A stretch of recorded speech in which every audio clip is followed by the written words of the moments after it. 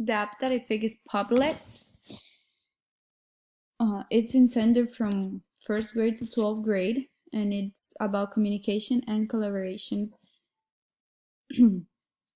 This app can be used in many ways. Here are some videos.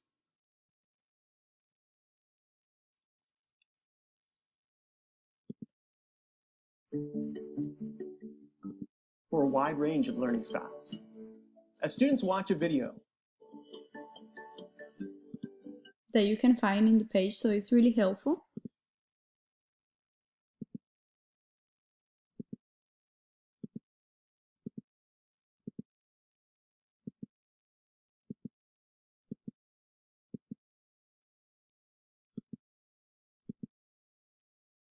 The pros about this app is that its user-friendly format lets the student focus on presentation content instead of detailing with the complicated interface. The cons are that editing capability is almost non-existent, as students can revise drawings or move photographs.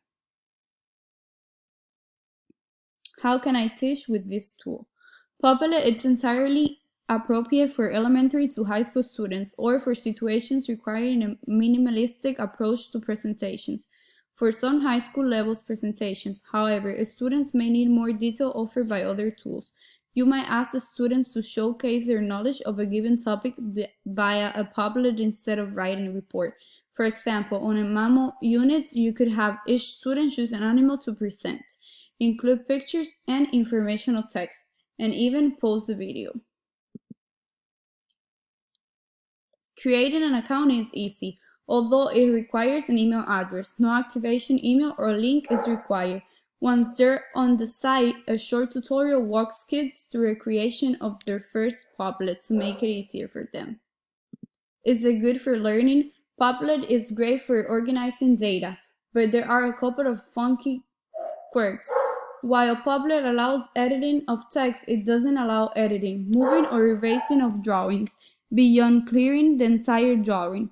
Neither does it allow movement of imported images.